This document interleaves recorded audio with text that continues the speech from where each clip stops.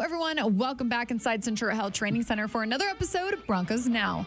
As always, I'm your host, Sydney Jones. And coming up on today's episode, Hall of Fame safety Steve Atwater joins the show. We'll take a look back at a Monday's win and look ahead to another primetime game on Sunday night. All that and more coming up.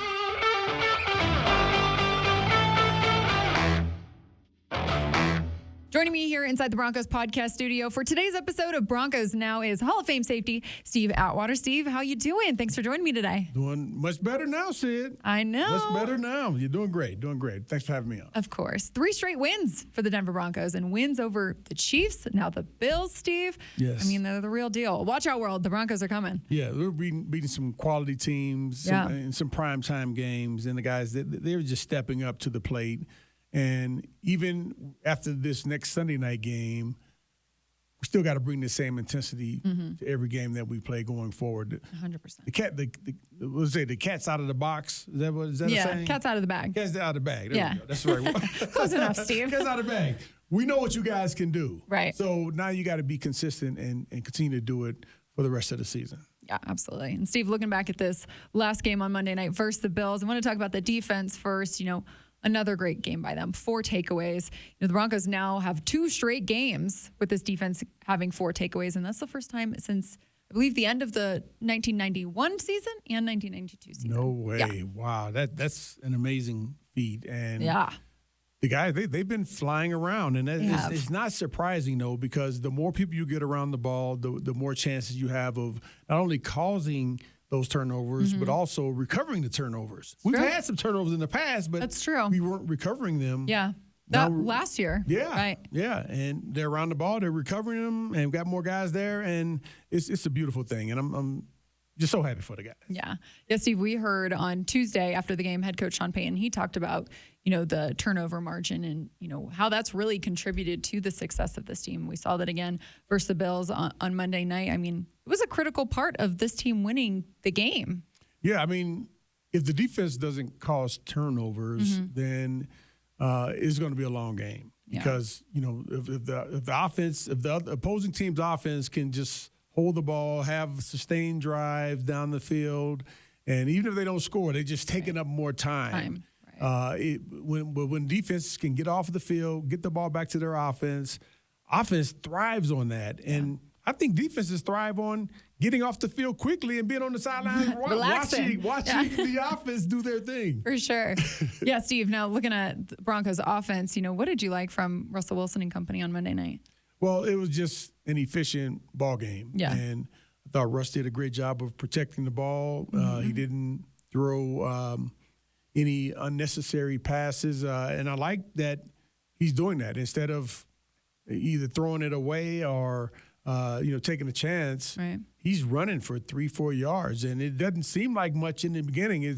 And during the game, like, oh, man, they got us. But when you look at it, it was 3 or 4 yards. That was a positive play, and those things help. And you go back and look at the stats, and like, wow, this was a really efficient ball game. Really good ball game by Russ, and just controlling what he can control. Right.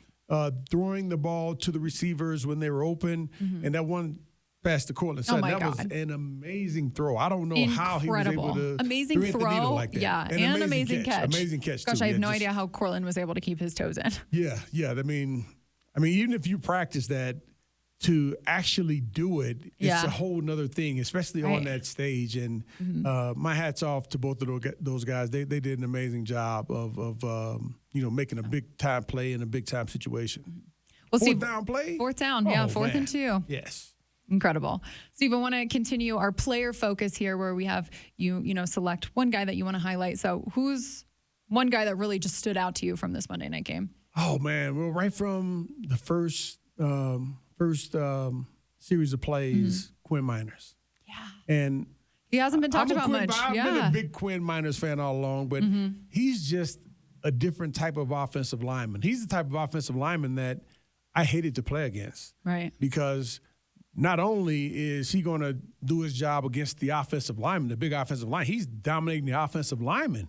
But then when he has an opportunity to go and block a person, either a linebacker or a guy in the secondary, he has a low center of gravity. He's under control, and physical. He gets up close, puts his head and chest Right. into you, and when he hits you, he pushes you too, and he just knocks everybody out. He had at least 3 or 4 pancakes in the game. I won't say pancakes, but just plays where he knocked guys down and out of the way, and it's really fun to watch. Yeah. Steve, I know we've talked a couple times, off camera. Looking back at the last couple of weeks, what do you think has been just the biggest change? I think of the mindset and the mentality of this team. How do you think that's really contributed to the success the past couple of weeks here? Yeah, well, I think that's certainly helped, just having the mindset that, hey, we're always going to continue to work hard and work towards our goals. But the leadership has been incredible, and just I think the messaging that, we're doing something special. This is different, and you all got to believe. And it took a little longer than I think we all wanted it to take, but we're here. We're seeing the fruits of their labor, and you got to give props to Sean Payton, offensive line coach, Vance Joseph, and the rest of the guys too, special team, all around the board. You got to give credit, because this is a different football team than we were 6 weeks ago. Right. Yeah, that's a really good point, Steve. A lot of the guys in the locker room following the game talked about how they believe in themselves. And you really feel it now that they do believe in themselves. They do believe in this team, and that this team can be successful. Yeah, and it's amazing because they practice well too. They and Sean Payton mentioned it. Hey, we had great weeks of practice, and guess what? That carries over to the games. You've talked about that a lot. That effort that you put in practice, it's got to be to where when it comes to game time, it's like, oh man, my opposing receiver, he ran harder routes than you did, than the opponent did. So it makes everybody better. When the receivers are running routes, the defensive backs are playing the receivers tough. It makes it that much easier when you step on the field against an opposing team, because many times, hey, they're not going to be as good. Yeah, definitely. Steve, looking ahead, you mentioned it earlier. Broncos are back at Empower Field at Mile High this Sunday. Another primetime game. They're hosting the Minnesota Vikings, but the Vikings, they're coming off, I think, 5-game win streak now that they're on. They're hot rolling into Denver here. Yes, and their quarterback, what an amazing story. Incredible. Josh Dobbs, Josh Dobbs hasn't been there long, but he's apparently picked up that offense and mastered it in a short period of time, and he's been extremely effective with it, not only passing the ball, but running the ball too. So we're going to have our work cut out for us, but I would say after a few games, though, teams tend to get an idea of what you're really doing, and hopefully we can get a bead on what's making him special, and we can slow him down. Yeah. What do you think heading into this next game will be, I guess, just kind of the key to continuing to build the momentum that this team has, continuing to put another game in those win columns?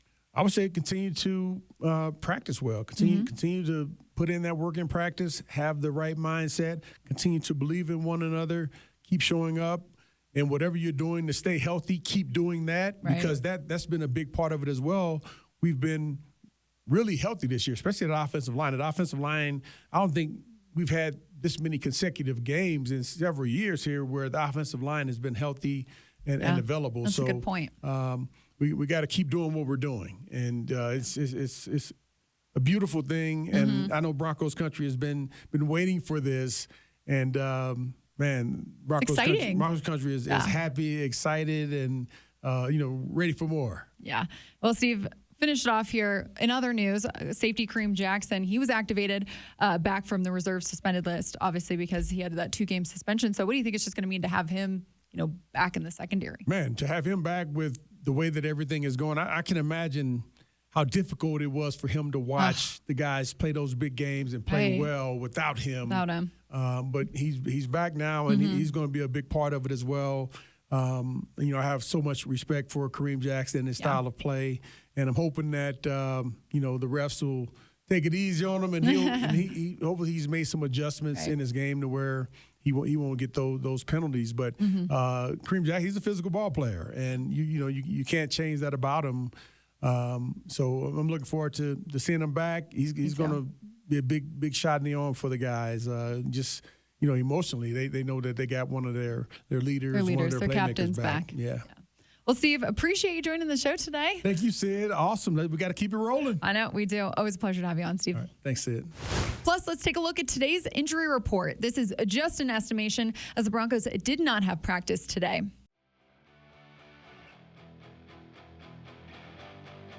Well, that's going to do it for today's episode of Broncos Now, Broncos Country. Thanks so much for tuning in. I'll meet you right back here on the Broncos Podcast Network and YouTube for another episode tomorrow. I'll see you all then.